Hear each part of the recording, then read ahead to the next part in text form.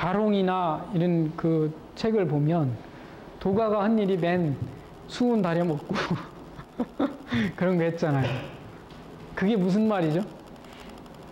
수은 다리고 뭐 이러는 게 단을 만들었다고 해? 단. 네 단을 만들고 이런 게 무슨 말이에요?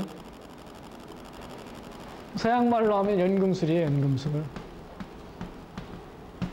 금을 만든다는 게 똑같은 말입니다. 연금술을 한 거예요, 연금술. 요즘 말로 바꾸면 연금술에서 화학으로 오는데 화학입니다. 화학을 한 겁니다. 이게 비술입니다, 비술. 이게 눈에 보이지 않는 물질을 다뤘던 거죠. 그러니까 이게 설명할 수 있는 단어가 없으니까 막 이상한 말로 설명을 해놔서 그게 구전돼 내려가는 겁니다. 이해했든지 못했든지 하여튼. 그런 현상이 요 속에 들어있는 겁니다. 서양의 연금술 이야기나 이런 거 쭉 읽어보시면 요거 이해할 겁니다. 어쨌든 그런 과정을 통해서 처방은 만들어져 나간 겁니다. 그러니까 결국 화학이라고 하는 게 끼어 있는 거죠. 우리가 공부하는 처방 속에는. 인삼 이렇게 보지 마시고 이 속에는 분명히 화학이 들어 있습니다. 옛날 사람들도 그렇게 생각하고 있다는 걸 기억하셔야 됩니다. 처방은 그렇게 해서 형성된 거고요. 그럼 처방이 우리 몸에서 들어와서 무슨 짓을 하겠니? 고칠 수는 있는 거냐? 뭐 이렇게 물어보면 땀내는 얘기 아까 했습니다.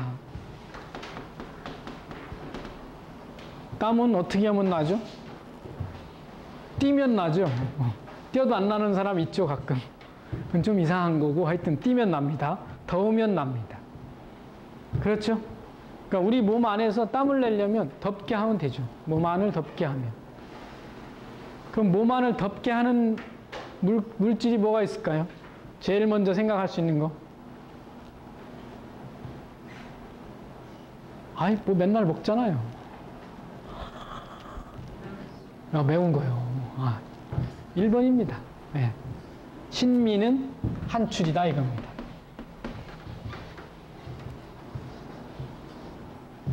쉽잖아요.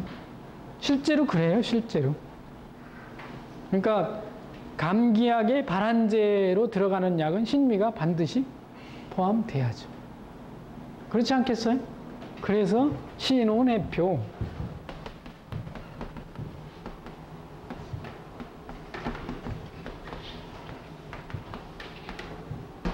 이거 따뜻하다. 매우면서 따뜻한 놈이 표를 연다죠. 신혼해표. 또 하나는 신양해표. 차가우면서도 몸을 여는 놈도 있죠. 신양해표제, 신혼해표제 이렇게 나누죠. 근데 신양해표제에 해당하는 게 대표적인 게 뭐 있을까요? 예?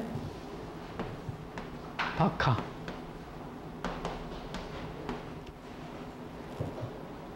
박하는 장뜩 쓰면 그냥 땀이 나요. 왜 땀이 날까요? 매워서?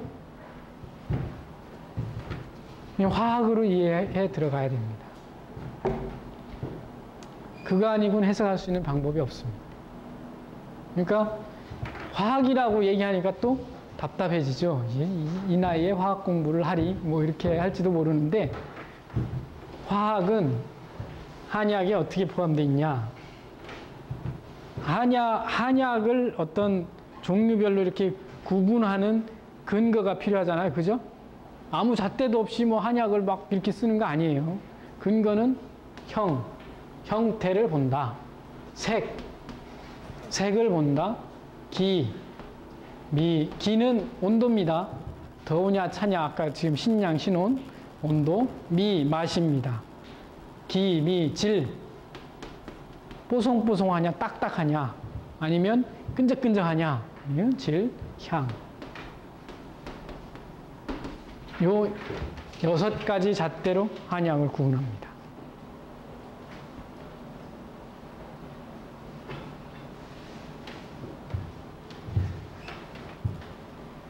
이건 뭐 무지 어려운 얘기입니다. 이건 뭐 색을 이해하려면 뭐를 해야 될까요? 색을 이해하려면 무슨 공부를 도대체 했으면 좋을 것 같아요? 제일 먼저 생각나는 게 뭐예요? 광학이잖아요, 광학. 물리학입니다,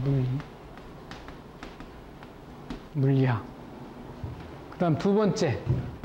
잘 생각 못 할 겁니다. 천연색을 연구해야 되니까 염색. 천연염색법. 또 뭐 있을까요? 별로 없습니다. 찾아봐도. 저도 많이 찾고 있습니다.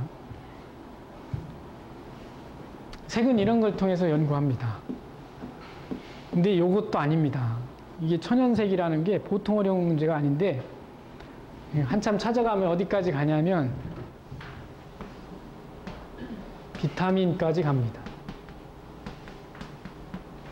이렇게 결론이 나면 아마 여러분 공부 어지간히 한 걸로 이해하시면 돼요. 한참 찾아가면 아마 전자, 공여자라고 하는 게 나오고 비타민까지 여러분들이 도달할 겁니다. 그다음 기는 의외로 쉬워요, 이거는. 먹어서 몸이 나타나는 현상을 관찰해 보면 그만이에요. 열이 나냐, 아니면 추워지냐, 이렇게 하는데 혈관 수축제, 혈관 확장제 둘로 나눠집니다. 아주 간단합니다, 그건. 기. 맛은, 요건 완전히 화학입니다. 성분.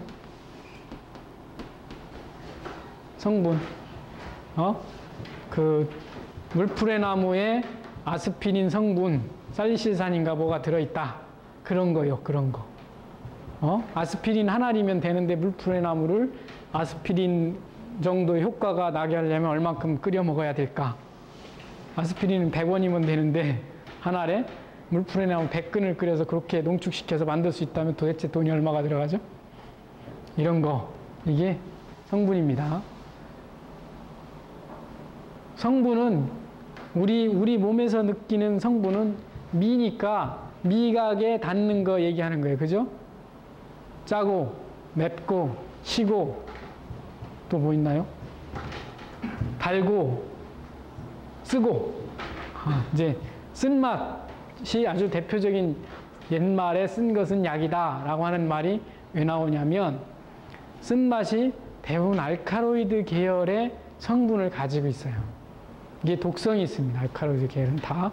그래서 독성 있는 물질이 들어가면 그 독에 똥 맞아 떨어지면 병이 낫는 거예요. 병을 죽이는 거죠, 일종의. 그런 역할을 해요. 근데 한의학에는 단순하게 그런 이야기만 있는 건 아니에요. 쓴맛이 알카로이드니까 효과가 있다. 이렇게 이야기하는 건 아니고, 쓴맛은 요것도 이제 아까 군주지관을 보듯이 그렇게 바라보는 방법이 있는데, 쓴 거 먹으면 어떻게 돼요, 사람이? 쓴 거 먹은 흉내를 한번 내보세요, 몸으로. 어떻게 하나? 예? 이러잖아요. 지금 무슨 짓을 했죠? 이게 눈치가 없죠. 예? 이게 한의학 공부인데 눈치가 없는 거예요.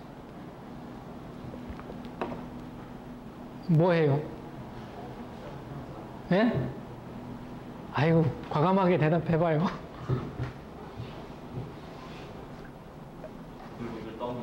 떨어요? 잘못 봤어요.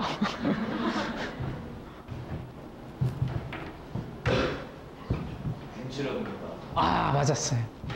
움츠러들어요. 근육 수축. 야, 이게 기막힌 말이에요. 알카로이드 계열이 아닌 쓴맛을 먹으면, 물론 알카로이드 계열도 똑같습니다. 쓴맛은 근육을 수축시킵니다. 왜 그럴까요? 왜 그럴까요? 하면 물어보는 제가 바보죠, 그죠? 당연히 모르고 있을 텐데. 그러니까 왜 그러냐면, 쓴 게 독이니까 생명체는 쓴 게 들어오면 얼른 내보내려고 해요. 그래서 막 근육을 움직이는 겁니다. 그래야 나갈 거 아니에요. 먹은 놈이 장이 막 굽틀거려 나가고 심장이 팔딱팔딱 뛰어야 빨리 배설하고 이렇게 되는 거예요. 그래서 고민은 보심이에요, 보심. 아시겠어요? 심장을 뛰게 한다 이 말이죠. 요게 아까 군주지관이라고 바라보는 방법, 또 정이라고 하는 형태로 바라보는 방법하고 만나는 방법입니다. 맛을 이렇게 보는 거죠. 물론 화학을 통해서도 접근하지만 이런 방법으로도 접근하고 있다는 걸 알아둬야 됩니다. 이게 약으로 작용합니다. 자, 그러면 공부 하나만 더 하고 가죠. 신맛은 어떻게 하죠? 흉내내 보세요, 스스로. 어떻게 되는 것 같아요?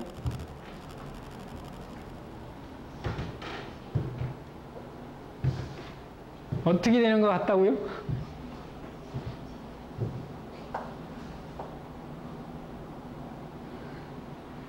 아유, 잘 안 되죠? 생각 많이 해봐야 돼요. 신맛은 오그러들게 합니다. 쓴맛은 어떻게 한다고요? 빠져나가게 한다고 했잖아요. 신맛은 오그러들게 해요. 오그러들게. 나가는 걸 못 나가게 이렇게 잡아놓는다는 얘기예요. 그죠? 오그러든다. 그래서 나폴레옹인가?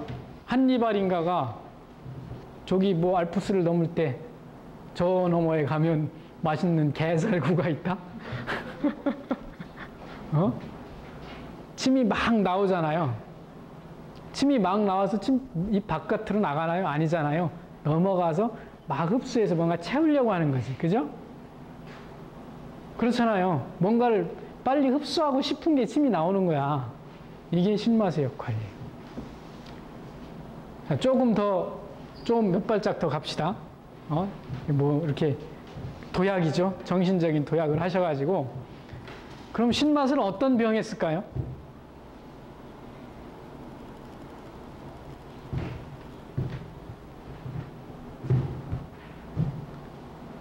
무지하게 간단한 거예요.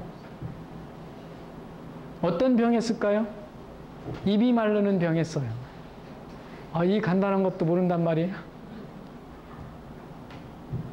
그렇잖아요. 침이 나오게 한다는 게 신맛을 쓰는 기본 포인트예요. 입이 마르는 병에 신맛을 쓰는 거예요.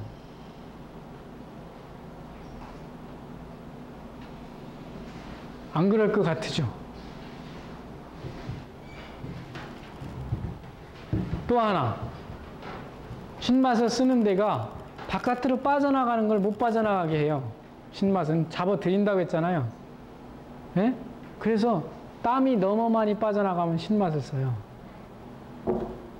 여름에 신 거 먹는 거, 그거, 신 거 자꾸 찾는 거, 그게 땀이 많이 나가지 못하도록 잡아놓으려고 하는 속성을 이용하는 거예요. 자, 이제 화학으로 여러분들이 신맛을 해석해 들어가면 어디까지 가냐면, 세포 내의 단백질 대사까지 가요. 화학으로 해석해서 들어가면. 엑시드가, 산이 몸속에서 어디까지 가냐? 세포 내에서 RNA가 DNA에서 RNA를 이렇게 뭐라 그래? 복사해내는데 거기까지 들어갑니다. 신맛이. 거기서 작용을 해요. 산이, 엑시드가.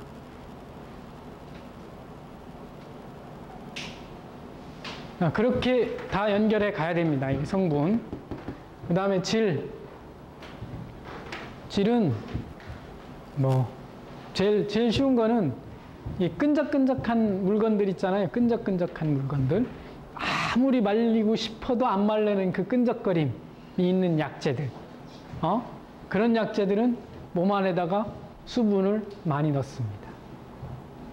이건 뭐 수분 넣어주는 아주 중요한 약재입니다. 그 맹문동이나 숙주황이나 이런 것들 있죠. 다 수분을 넣습니다. 지금 조금 생각이 돌아가시는 분들은 어디까지 가 있어야 되냐면, 한토합법이라고 했죠. 한의학은 땀을 내고 토하게 하고 수분을 이동하는 방법이다 이렇게 얘기했잖아요. 그럼 수분을 이동하면 공급도 할 수 있어야 된다는 얘기죠. 그래서 공급하는 방법이에요. 이게 수분을 빼내는 방법도 있지만 공급도 해줘야죠. 현대의학으로 돌아오면 링거 같은 거예요. 포도당 이런 거, 아니면 알부민 주사를 맞고 포도당 주사를 맞고 하는 것처럼 구강을 통해서 체액 보충을 할 수 있는 방법이 한의학이 있는 거예요. 옛날에는 정맥주사법이 없었으니까 어쩔 수 없이 탈수나 이런 게 오면 이런 방법을 썼어야 된다는 얘기예요. 그런 것 중에 가장 대표적인 물질이 뭐냐면 여러분이 맨날 먹는 쌀이에요. 쌀인데 어떤 쌀을 쓰죠? 생각 안 나요? 묵은 쌀 써요. 묵은 쌀. 왜 묵은 쌀 쓰죠? 묵은 쌀로 밥을 하면 어떻게 될까요? 모르죠? 여러분들은 잘 먹고 잘 사니까 절대로 묵은 쌀 먹을 일이 없는 거지. 묵은 쌀은 불면 널러간다고 했어요. 그게 무슨 얘기예요? 끈기가 없는 거예요. 그러면 끈기 없는 물질만 남고 끈기 있는 놈은 다 도망갔다는 얘기예요. 쌀 속에. 그럼 쌀 속에서 끈기를 만드는 놈은 누구고 끈기가 없는 것은 누군지만 연구하면 옛날 사람들이 무엇 썼는지를 알 수 있어요. 그게 뭐냐면 링거액이에요. 포도당. 그래서 쌀죽을 먹는 거예요. 쌀죽, 탈수, 병 회복 다 그렇게 쓰는 겁니다. 좋은 약입니다. 그게 질입니다. 질, 향. 뭐 이거는 아마 책을 뒤져봐도 별로 안 나올 겁니다. 그리고 공부하기도 쉽지 않고. 향은 금방 없어지잖아요. 그죠? 금방 없어지는데 이건 이제 휘발, 널러간다는 얘기죠. 그죠? 휘발하는 걸 이용하는 거예요. 휘발하는 거. 그래서 박하사탕 같은 거 먹으면 속이 시원하잖아요. 속이 시원하죠? 누가 시원하다고 느끼죠? 우리 뇌가 시원하다고 느끼는 거잖아요. 그죠? 신경을 자극해서 시원한 놈이 나를 자극하는구나. 그렇게 해서 시원하게 느끼는 거예요. 그럼 시원하다는 표현이 뭘까요? 해부생리학적으로 몸에서 시원하다고 느끼는 표현이 뭘까요? 어떤 때 시원하다고 할까요? 뱃속이 꽉 막혀 있을 때 꾸르륵 하고 설사 쫙 하면 시원하다. 이게 무슨 말인지 알겠어요? 부어 있거나 종창이 생기거나 그런 것들이 빠져나간 상태를 시원하다고 느껴요. 그럼 지금 박하사탕 먹으면 시원하다고 느끼는 이유가 뭔가가 빠져나갈 수 있다는 얘기예요.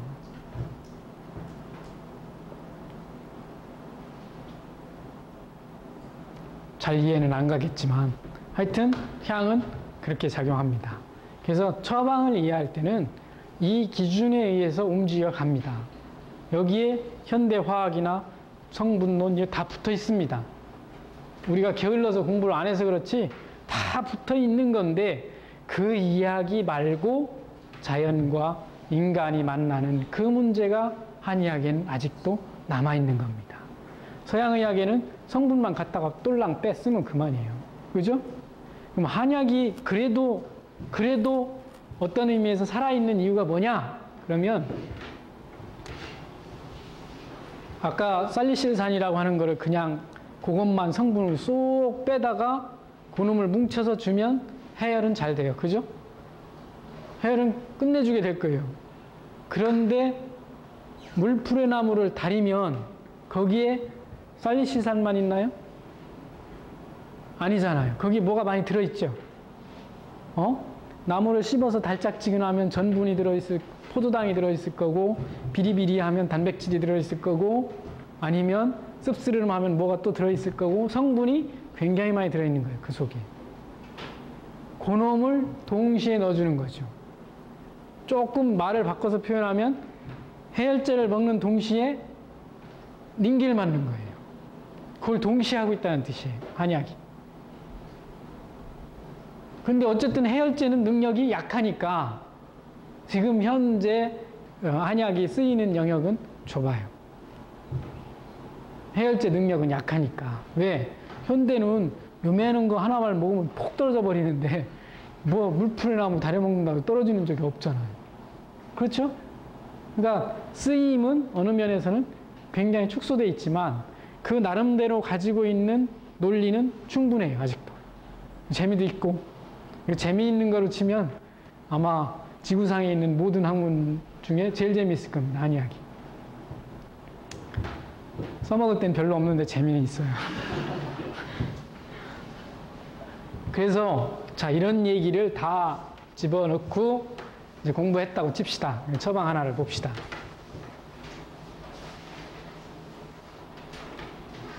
여러분들이 제일 이해하기 쉬운 처방이 소시오탕인데 제일 이해하기 어려운 처방입니다. 그냥 봐서는 죽어도 이해 못합니다. 이 처방은. 그런데 해부학하고 딱 연결해서 무엇을 다룬다라고 해놓으면 여러분들은 금방 이해합니다. 이게 뭔지는 아시죠? 이게 배꼽이고 여기에 간이 붙어 있습니다. 아까 문맥이 다 여기로 간다고 했습니다. 그러면 우리가 보통 음식물이나 이런 게 들어온 다음에 영양소가 다 여기로 들어갔다가 전신으로 퍼져나가는 겁니다. 또 하나 간이 아주 중요한 역할을 하는 게 뭐냐면 면역 부산물의 처리입니다. 이 얘기가 뭐냐면 이게 저기 적군하고 싸우다 죽은 백혈구 아니면 대식세포 아니면 호르몬이라고 칩시다. T셀이나 뭐 B셀 같은 것이 있다고 하면 항원항체 반응에서 팡 부닥쳐가지고 다 깨진 놈들 어딘가에서 처리를 해내야 될 거 아닙니까? 우리 몸 속에서. 어디에서 처리합니까? 그거를. 정 많으면 골마 터지죠. 그죠? 이게 그 처리하는 방법입니다. 그건 피부를 통해서 바깥으로 내보낸 거죠. 그럼 피부를 통해서 내보낼 수 없는 양은 어디에서 처리하냐? 비장과 간에서 합니다. 그걸 해독이라고 보통 표현하는데 비장과 간을 통해서 내보냅니다. 어디로 내보내냐? 대부분 깨쳐가지고 소변이나 쓸개즙을 통해서 내보냅니다. 해부생리학을 열심히 하시면 이런 정도는 금방 할 겁니다. 그래서 쓸개즙을 통해서 내보낸다 이거죠. 자, 머리가 조금 더 잘 돌아가면 지금 딱 생각이 그걸 겁니다. 야, 그러면 염증이 생기면 쓸개즙을 빼면 빨리 낫을 거 아니냐. 여기까지 돌아가는 사람이 있으면 아주 대단한 거죠. 염증이 안 났으면 쓸개즙을 빼내면 염증이 빨리 낫습니다. 왜? 염증이 한참 성기에는 우리 몸 안에 극성기에는 굉장히 많은 부산물이 있을 겁니다. 그죠? 간 기능이나 이런 게 왕성해가지고 그놈을 막 처리해주면 염증이 사라지겠지만 재수없게 소화 안 되는 상황이 생기면 쓸개즙을 빼낼 수가 없잖아요. 안 나가는 거죠. 소화 안 된다는 얘기는 이 쓸개즙이나 이런 소화 효소가 안 나간다는 얘기하고 똑같습니다. 그러니까 소화가 안 되는 상황이 오면 병이 안 낫는 겁니다. 이때 쓸개즙을 확 빼주면 질병이 갑자기 나아가기 시작하는 거죠. 이때 쓸 수 있는 처방의 대표가 소시오탕입니다.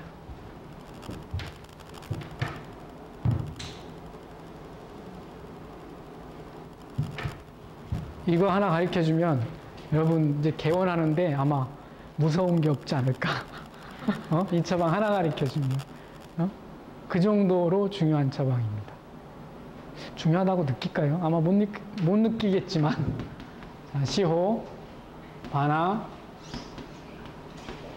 이 처방 나오면 막 적던데 이거는 안 적네.